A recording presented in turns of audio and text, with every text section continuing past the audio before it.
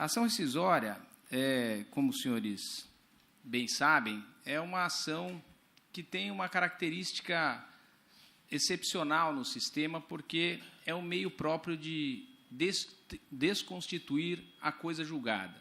Então, é um meio de impugnar a decisão transitada em julgado. No novo Código de Processo Civil, ela continua com essa mesma característica excepcional, mas houve algumas modificações significativas, algumas mais, digamos assim, do ponto de vista terminológico, e outras modificações bastante importantes para o processamento dessa causa. Em primeiro lugar, o artigo 966 do Código, que corresponde ao antigo artigo 485 do Código de 73, ele traz no caput o objeto da ação rescisória. Então, diz o artigo 966 que é rescindível a decisão de mérito. Essa terminologia utilizada pelo novo Código é importante para dar a ideia de que qualquer decisão de mérito, desde que seja de mérito, evidentemente, e desde que esteja transitada em julgado, é passível de ação rescisória. No Código de 73, a previsão dizia em sentença de mérito. E aí houve muita discussão, que a jurisprudência, com o tempo, foi dirimindo, no sentido de admitir a rescindibilidade mesmo de decisões que não se caracterizavam como sentença. Decisões interlocutórias, decisões monocráticas nos tribunais. E aí, então, o novo Código veio e trouxe o gênero decisão, o que fez muito bem, porque até hoje, recentemente eu tive uma ação rescisória julgada no Tribunal de Justiça de São Paulo, e que dizia que uma decisão, que era a decisão proferida em liquidação de sentença, não seria rescindível porque era uma decisão interlocutória e não uma sentença. Então, em boa hora, veio o artigo 966 modificar a terminologia para deixar claro que qualquer decisão é rescindível desde que seja de mérito e desde que tenha transitado em julgado. O segundo ponto importante é que também no artigo 966 houve uma ampliação do objeto da ação rescisória, porque há situações em que, embora a decisão não seja de mérito, ela não permite o reajuizamento da causa. Então, imaginando uma determinada demanda que foi ajuizada e veio a ser extinta por, supostamente, haver a formação da coisa julgada em processo anterior. Então, o juiz vai lá e extingue o pressuposto processual negativo inexistente e extingue o processo. Bom, essa extinção não permite a repropositura, porque se eu promover de novo, ela será extinta novamente, porque já há coisa julgada. Então, é preciso rescindir a decisão para que então o juiz possa analisar aquela causa que foi proposta, porque não havia aquele óbice da coisa julgada. Ou, por exemplo, o processo ajuizado, a demanda ajuizada foi extinta por ilegitimidade de parte. Fala, o réu é parte ilegítima. O que o Código prevê é que você pode ajuizar novamente, desde que corrija o vício. O que é corrigir o vício? Trocar o polo passivo. Mas se trocar o polo passivo, é outra demanda, não é a mesma. Você não está reajuizando. É outra, completamente diferente, porque o réu é diferente, não há identidade da parte passiva. Agora, se você diz, não, mas o réu é legitimado, ele tem que figurar no polo passivo, porque se eu ajuizar contra outra pessoa, o processo vai ser extinto, porque ninguém mais tem legitimidade para responder essa demanda. Então, é preciso fazer uso da ação rescisória para desconstituir aquela decisão que, embora não seja de mérito, impede a repropositura da demanda. E também, no artigo 966, há uma outra possibilidade de objeto da ação rescisória, que são as decisões que inadmitem os recursos. Mas inadmitem equivocadamente, em violação à lei, por erro de fato. O juiz foi lá na hora de contar, o desembargador, na hora de contar o prazo de 15 dias, ele se confundiu e contou errado, achou que o recurso era intempestivo, declara a intempestividade do recurso. por uma razão ou outra, a decisão não é impugnada e vem a transitar em julgado. Essa decisão, ela é passível de ação rescisória desde que esse recurso que foi inadmitido, ele se dirigia contra uma decisão de mérito. Era um recurso interposto contra a decisão de mérito. Aí, sim, é passível a ação rescisória da decisão que não admite esse recurso e, portanto, impede o reexame da questão de mérito. Então, a gente vê que o objeto da ação rescisória foi bastante ampliado. É bem verdade que muitas dessas hipóteses já eram consagradas na jurisprudência, de uma maneira ainda oscilante em alguns temas, mas, de certa forma, já prevalecia a orientação jurisprudencial, mas é importante que o Código resolva esses problemas para evitar qualquer dúvida que pudesse ensejar aí, eventualmente, a extinção da ação rescisória. Um outro ponto bastante relevante a respeito do tema da ação rescisória diz respeito às hipóteses de rescindibilidade da sentença ou da decisão.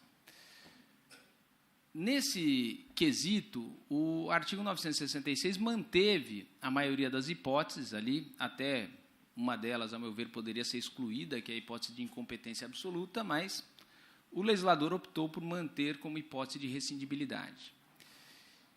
Além das hipóteses que já eram previstas no Código de 73, foram acrescidas algumas. Uma delas diz respeito à hipótese de coação. Então, quando a decisão ela resultar, diz o texto da lei, resultar de dolo da parte vencedora em detrimento da parte vencida, pode ser rescindível. Isso já estava no Código de 73. A novidade foi a previsão de que também a hipótese de coação da parte vencedora em detrimento da parte vencida enseja a rescindibilidade da decisão de mérito.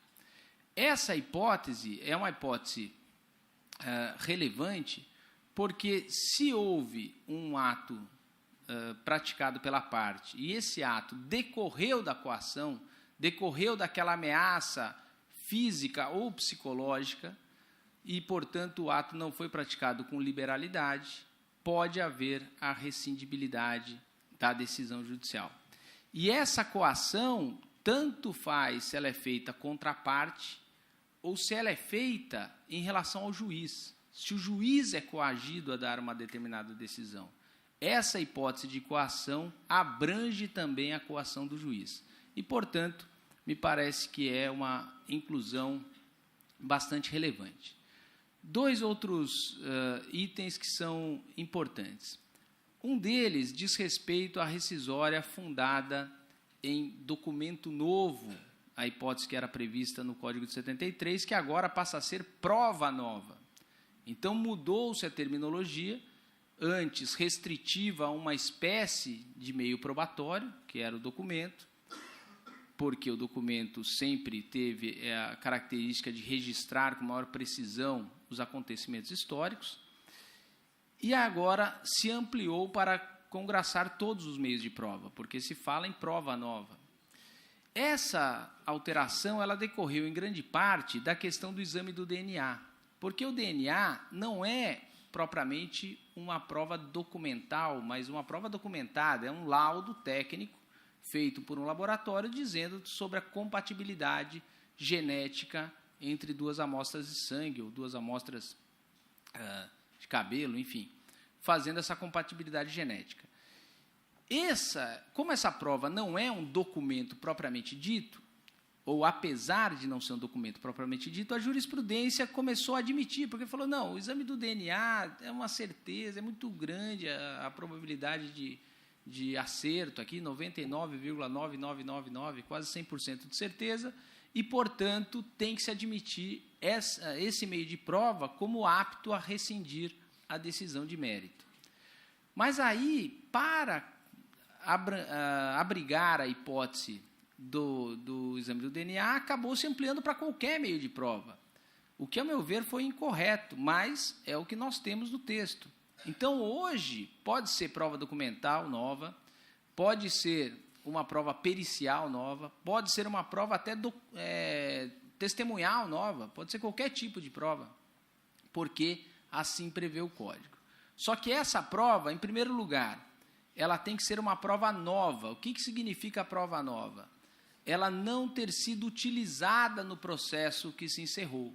O processo que gerou a decisão rescindenda não foi julgado com base naquela prova. Aquela prova não foi anexada aos autos e, portanto, não foi considerada pelo juiz. Esse é o primeiro ponto. E a parte, em segundo lugar, essa prova nova ela tem que ser decisiva, ou seja, se a prova estivesse nos autos, o resultado do processo seria diferente. Não que seria completamente diferente, mas teria que ser, ao menos, parcialmente diferente. Então, tem que ser uma prova decisiva. E também a parte tem que provar que não fez uso dessa prova no processo anterior, não por negligência sua, mas porque essa prova estava inacessível ou porque ela desconhecia a sua existência. Então, para a utilização da prova nova, são previstos vários requisitos.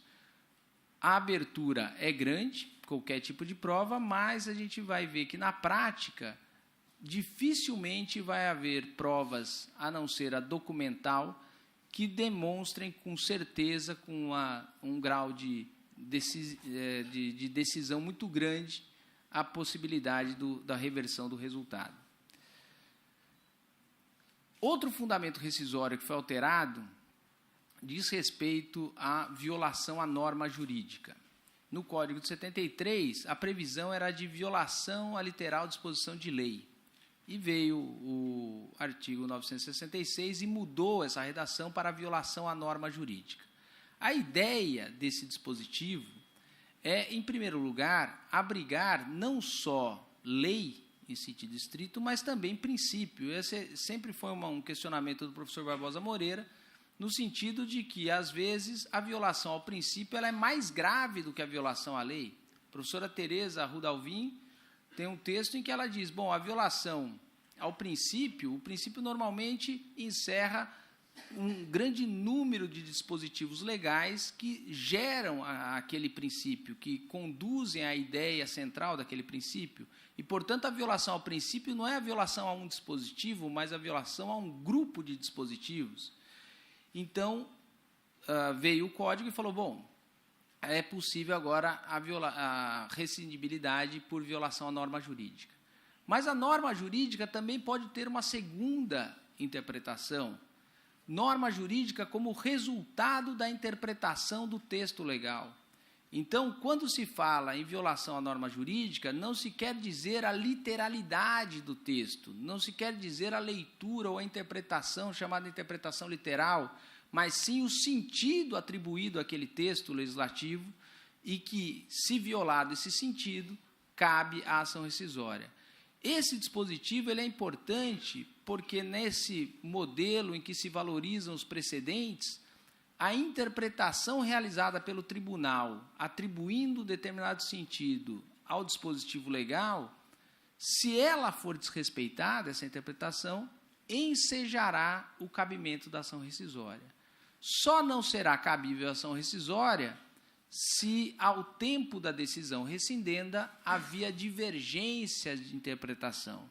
Então, permanece aqui a chamada súmula 343 do Supremo Tribunal Federal, que prevê o não cabimento da ação rescisória. Na verdade, não se fala em cabimento, não é própria essa palavra, deveria ser a improcedência da ação rescisória, no caso de a violação invocada corresponder a um texto cuja interpretação é divergente. E isso faz sentido, porque se a interpretação é divergente, eu não posso dizer que existe uma certa e uma errada. Eu não sei qual delas é a certa. Quando eu tenho um paradigma, eu tenho uma decisão proferida, por exemplo, pelo Supremo Tribunal Federal, interpretando o dispositivo constitucional, eu tenho um paradigma, eu sei o que é certo e o que é errado. O que o Supremo decidiu é o que deve ser aplicado. E, portanto, eu tenho como fazer esse cotejo. Agora, enquanto mantém-se a divergência no âmbito dos tribunais, então a primeira Câmara do tribunal julga de um jeito, a segunda de outro, a terceira de outro, qual delas está certa? Não tem como saber. E, portanto, veda-se o ajuizamento da ação rescisória, porque a desconstituição da coisa julgada tem que se dar com bases sólidas, tem que se dar com base em segurança. Eu não posso fazer uma desconstituição de uma decisão para adotar a tese A, sendo que a tese B também é admissível naquele momento histórico, porque se o tribunal julgar de acordo com a tese A, pode rescindir para virar a tese B, daí pode rescindir para virar a tese A de novo, e pode rescindir para virar a tese B, e aí não tem fim. Então, enquanto não houver a estabilização da interpretação do texto, não é possível o ajuizamento da ação rescisória com base no inciso 5 do artigo 966. Bom, e por fim, só para acabar o tema dos fundamentos da ação rescisória, houve uma melhor redação a respeito da rescisória por erro de fato. Essa hipótese de rescindibilidade das decisões é uma hipótese bastante comum, a gente vê na prática, mas invocada de maneira equivocada. O Código de 73, ele dizia assim, olha, é erro de fato quando o juiz considera existente um fato que não existe, ou inexistente um fato que ocorreu. Muito bem. Só que tem um segundo requisito. Tanto num caso quanto no outro, o juiz não pode ter se pronunciado, não pode ter havido controvérsia e nem decisão judicial a respeito. Bom, como que o juiz vai considerar existente um fato que não ocorreu se ele não se pronunciar, se ele não falar nada? É praticamente impossível haver situações assim, são raríssimas situações assim. Normalmente o juiz fala alguma coisa para falar que o fato existiu, presume-se que o juiz tenha feito constar alguma coisa na sua decisão. Então, essa hipótese era uma hipótese de difícil ocorrência, o juiz não haver se pronunciado, e, há bom tempo, a jurisprudência começou a flexibilizar a interpretação a respeito desse dispositivo, o que veio a ser acompanhado depois pela doutrina mais recente. E isso veio a resultar na redação atual do artigo 966, inciso 8º, agora, para dizer o seguinte, que, realmente, erro de fato é quando o juiz considera existente um fato que ocorreu, ou inexistente um fato que não ocorreu, ou fato efetivamente ocorrido, mas que é importante que isso não seja um ponto controvertido sobre o qual ele devesse se pronunciar. Ou seja, o juiz, ele faz constar na decisão um determinado fato, como tendo ocorrido ou não ocorrido fato, mas não era um tema sobre o qual ele devesse se pronunciar por ser uma controvérsia entre as partes. Se havia controvérsia entre as partes, se o sujeito atravessou no sinal vermelho ou não atravessou no sinal vermelho, então o juiz vai decidir e acabou, não cabe rescisória. Agora, se era um fato incontroverso, mas o juiz fez constar de maneira errada esse fato, uma informação, e essa informação tem uma repercussão decisiva na causa. Vou dar um exemplo para os senhores. Uma causa em que se discuta o pagamento do fim social. E aí, uma empresa que é uma empresa vendedora de mercadoria, se alega ser vendedora de mercadoria, o tribunal, no acórdão, fala, olha, a empresa é prestadora de serviço, e, portanto, o prestador de serviço tem esse resultado aqui. Na época, e isso aconteceu de fato, porque teve uma discussão bastante relevante a respeito do fim social, e, na época, o tribunal considerava inconstitucional a majoração. Tanto faz se a empresa é prestadora de serviço, se é vendedora de mercadoria e tal. Então, eles usavam o padrão ali, pegavam a mesma decisão e colocavam, empresa prestadora de serviço, não paga, é inconstitucionalidade, tal. Chegou no Supremo, o Supremo fez uma distinção. Ele falou, não, para prestador de serviço tem que pagar, é constitucional. Para vendedor de mercadoria é inconstitucional. Bom, mas ele qualificou uma empresa que vende mercadoria como prestadora de serviço. Houve um erro de fato porque a qualificação está errada. Alguém discutiu a qualificação dessa empresa? Não, nunca ninguém discutiu. Mas o tribunal constou ali como se fosse prestadora de serviço, porque para ele, à época, isso era irrelevante. E quando a matéria chegou ao Supremo, o Supremo falou, não, isso é relevante. E aqui ela está qualificada como prestadora de serviço. Portanto, ela tem que pagar o tributo. Então, para situações como essa, em que o tribunal ele faz uma afirmação, mas a afirmação não era uma disputa entre as partes. Ninguém estava discutindo isso. Se houvesse a disputa e o tribunal falasse se é prestador de serviço ou é vendedor de mercadoria, acabou a conversa. Agora, não havia disputa. O tribunal colocou isso daí, por uma razão ou outra, porque aproveitou o modelo, porque se confundiu na hora de proferir a decisão. Então, nessas situações, é possível o cabimento da ação rescisória por erro de fato.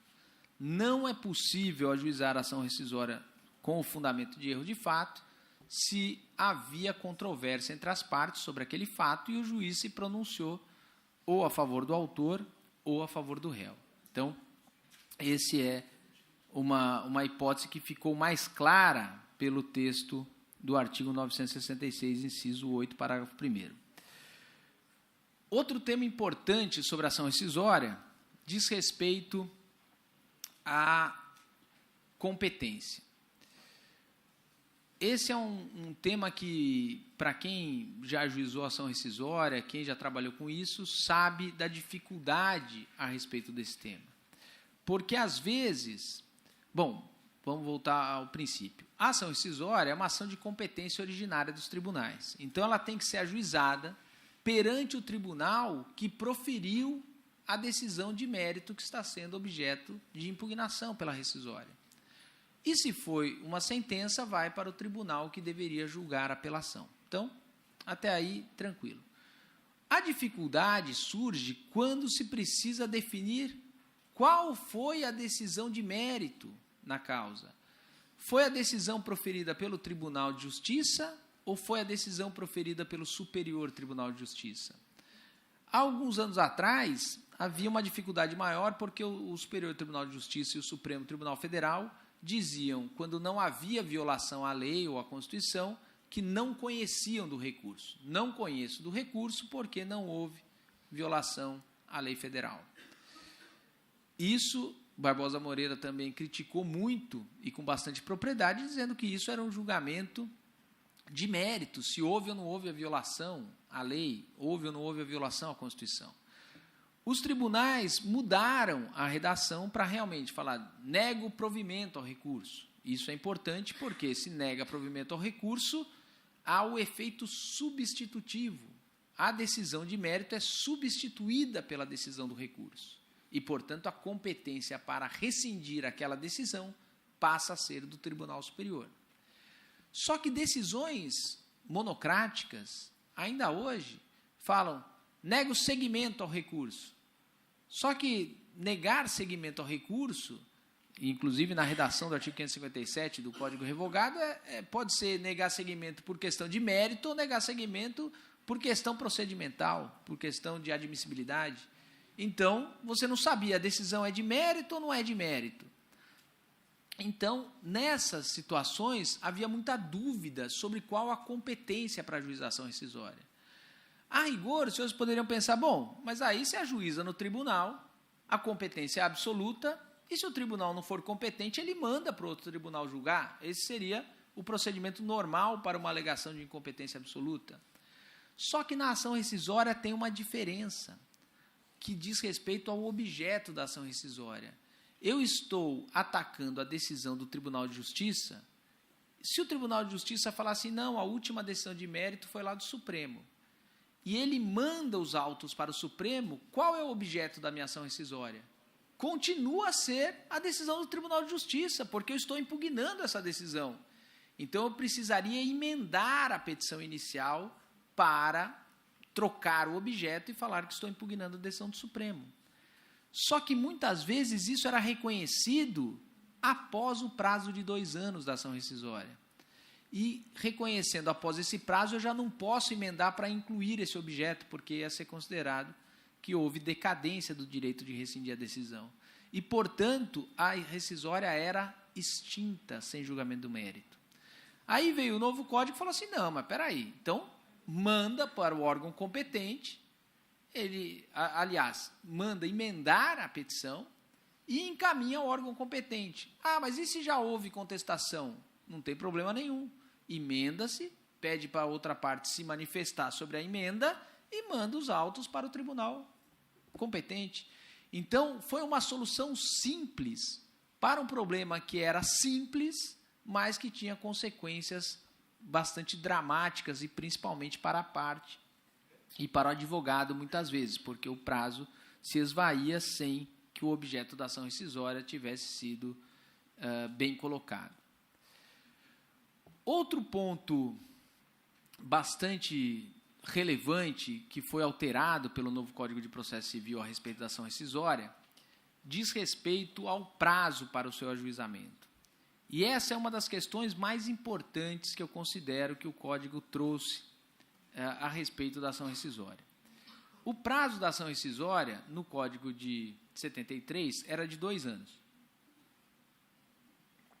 E assim continuou no Código de 2015. Então, o novo CPC prevê o prazo bienal para a rescindibilidade. A redação é uma redação tecnicamente melhor, que fala que extingue-se o direito a propor ação rescisória 2 anos após o trânsito em julgado da última decisão proferida na causa. Essa é a redação do novo Código de Processo Civil. Muito bem. Primeira coisa importante. Vamos voltar um pouco. Na vigência do Código de 73, o Superior Tribunal de Justiça tinha uma súmula, que era a súmula 401, que dizia o seguinte: o direito de propor ação rescisória, ou o termo ACO para ajuizamento da ação rescisória, é o trânsito em julgado da última decisão proferida no processo. Muita gente identificou a redação do novo Código de Processo Civil com essa súmula 401. Falou assim, então prevaleceu a tese da súmula 401. Só que não é igual, porque a súmula 401, ela fala que o direito nasce após o trânsito em julgado da última decisão proferida no processo. Ao passo que o novo Código de Processo Civil fala em extinção do direito 2 anos após o trânsito em julgado da última decisão proferida no processo. Qual é a diferença substancial? A diferença é que o novo Código não estabelece o termo ACO. Ele não estabelece o termo inicial, ele estabelece o termo final. E por que isso? Porque no novo Código é possível haver decisões fracionadas sobre o mérito do processo. Eu posso fracionar aquela decisão de mérito em diferentes momentos. E se eu não autorizasse o ajuizamento da ação rescisória enquanto não houvesse o trânsito em julgado da última decisão proferida no processo, isso significaria que, transitado e julgado uma parte do mérito, eu não poderia ajuizar a ação rescisória até que o processo inteiro se acabasse. Só que essa decisão fracionada do mérito enseja a execução definitiva. E eu vou ter que cumprir aquela decisão em caráter definitivo. Portanto, o Código ele deu uma solução equilibrada. Por um lado, permite-se a rescindibilidade daquelas decisões fracionadas de mérito. Você pode ajuizar imediatamente a ação rescisória, não precisa esperar o trânsito em julgado da última decisão, mas pode ajuizar até o trânsito 2 anos depois do trânsito em julgado da última decisão. Não muda o prazo final previsto na jurisprudência do STJ nos termos da súmula 401. Não muda o prazo final. O que muda é o prazo inicial e, portanto, permite-se a rescindibilidade daquele ato, o que é bastante importante para o sistema, permitir que essa decisão transitada de julgado seja desde logo impugnada. E mais do que isso, por que o termo ACO, ou melhor dizendo, por que o termo adquem é o prazo de 2 anos após o trânsito de julgado da última decisão de mérito? Porque eu preciso ter um critério objetivo para o cálculo desse prazo. A maioria dos senhores aqui é advogado. Então, vocês sabem que o maior drama do advogado é o prazo, é contar prazo. Se o advogado que não sabe contar prazo não pode advogar, porque o prazo é tudo para o advogado. Ele pode escrever uma petição com exceção com 4 S's, mas dentro do prazo isso vai ser considerado. Fora do prazo pode ser o Rui Barbosa protocolando, isso aí não vai ser considerado. Nada vai ser considerado. Então, para o advogado, o maior drama é o prazo. E quando se pensa, bom, eu posso contar o prazo dessa ação rescisória do trânsito em julgado dessa decisão fracionada de mérito. Sim, mas quando faz coisa julgada? Quando não há impugnação. Agora, eu fiz uma impugnação, essa impugnação abrangeu aquela parte ou não? Isso é uma matéria que diz respeito ao efeito devolutivo do recurso. Então, para saber se houve ou não houve coisa julgada, eu preciso examinar o efeito devolutivo daquele recurso que impugna a decisão. E isso pode gerar uma confusão enorme, porque para um devolveu, para outro não devolveu essa matéria. E em questão de prazo, a gente tem que ser objetivo, tem que ter um prazo certo, um prazo seguro. E, portanto, o Código foi bastante feliz ao estabelecer que o direito à ação rescisória extingue-se em 2 anos do trânsito em julgado da última decisão proferida na causa. Não tem dúvida, não há controvérsia. Calcula-se 2 anos depois, acabou o prazo para ajuizamento da ação rescisória. Então, me parece que aqui o Código foi bastante feliz ao prever essa forma de contagem do prazo para o ajuizamento da ação rescisória. E há algumas novidades importantes também a respeito do prazo. No sistema de 73, os prazos eram iguais. Não importava qual era o vício da decisão, o prazo era de 2 anos do trânsito em julgado da última decisão. No Código de 2015, isso foi alterado. Há 2 situações em que o prazo é diferenciado. Há 3, na verdade. A primeira delas diz respeito à prova nova. Essa prova nova, o prazo só vai começar a fluir quando houver a descoberta da prova. Então, assim que eu descobrir a prova, começa a fluir o meu prazo para ajuizamento da ação rescisória. Só que não pode ficar um prazo em aberto, um prazo eterno, não pode ser a qualquer momento. Daqui 10 anos, 15 anos, o sujeito descobre uma prova nova e, portanto, vai modificar aquela decisão transitada em julgado? Não. Então, o Código estabeleceu o limite de 5 anos após o trânsito em julgado da última decisão. Então, se o sujeito descobrir esse documento 3 anos após o trânsito em julgado da última decisão, ele tem mais 2 anos para ajuizar. Se ele descobrir no 4º ano, ele vai ter 1 ano para ajuização rescisória. Se ele descobrir com 4 anos e 10 meses, ele vai ter 2 meses para ajuização rescisória.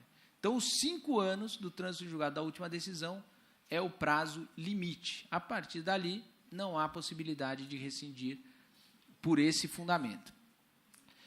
A outra situação prevista é a hipótese de simulação ou colusão entre as partes para fraudar a lei.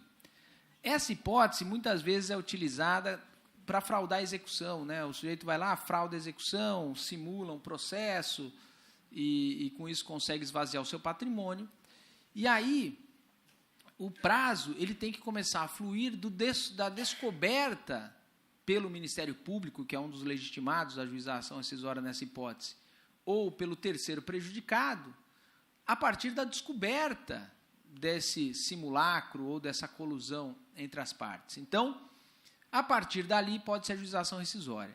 Na Justiça do Trabalho, essa hipótese ela era prevista, ou é prevista ainda hoje, sem prazo. Pode ser a qualquer tempo, pode ser depois de 1, 2, 5, 10 anos, eles permitem, na Justiça do Trabalho, que se revise a coisa julgada nessas situações. O Código parece ter adotado essa linha. Ele não fixa um prazo final, ele não fixa um prazo limite, como faz com a prova nova. Só que não ter um prazo final gera uma situação de instabilidade. Eu não sei se eu posso comprar um imóvel que foi arrematado ou que foi adjudicado por um credor num processo, porque amanhã ou depois, ou daqui 10 anos, ou daqui 20 anos, pode aparecer um terceiro e falar, não, aquela adjudicação foi feita em fraude, mas eu sou terceiro de boa-fé, mas aí toda aquela confusão que a gente sabe, né? Até provar que focinho de porco não é tomada, vai um tempo e leva um custo para a parte. Então, gera uma instabilidade das relações. E, portanto, me parece que a interpretação aqui deva ser aplicar esse prazo para a prova nova também para a hipótese de simulação ou colusão, ou seja, até 5 anos após o trânsito em julgado da última decisão.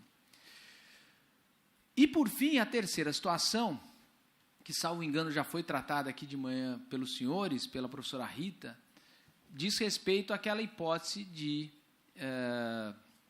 rescindibilidade decorrente da declaração de inconstitucionalidade pelo Supremo Tribunal Federal do fundamento da decisão de mérito. Bom, essa hipótese ela está prevista no artigo 525 e no artigo 535 e diz respeito ou no que tange ao prazo, diz o seguinte: bom, o prazo será de 2 anos contados do trânsito em julgado da decisão do Supremo Tribunal Federal, que reconheceu a inconstitucionalidade. Só que eu não sei quando será julgado pelo Supremo. Essa causa pode nem ter sido ajuizada no Supremo ainda, vir a ser ajuizada, ser julgada depois de 25 anos, e aí eu vou desconstituir uma decisão lá de trás, com base numa decisão do Supremo 25 anos depois. Me parece que esse dispositivo fere por completo a segurança jurídica. Ele torna absolutamente instável a relação jurídica decorrente da coisa julgada. Então, aqui também, a meu ver, tem que se aplicar o prazo de 5 anos, porque, do contrário, nós não teremos coisa julgada. Essa hipótese é de relativização da coisa julgada e uma relativização eterna. A qualquer momento, desde que o Supremo venha a decidir, hoje, amanhã, daqui 5, 10, 20, 30, 100 anos, vai ser aplicado e vai impedir a exigibilidade daquela decisão de mérito. Então, aqui também me parece que é bastante relevante discutir esse tema, porque o legislador não estabeleceu um prazo final para o ajuizamento da ação rescisória. Bom, eu teria mais alguns temas, não sei se ainda tenho mais algum tempo para falar. Acabou? Então, eu teria mais alguns temas para falar da ação rescisória, mas, pelos meus cálculos aqui, realmente já tinha acabado o tempo. Agradeço a paciência de vocês, agradeço mais uma vez o professor Pedro e cumprimento a ESA pelo evento. Obrigado.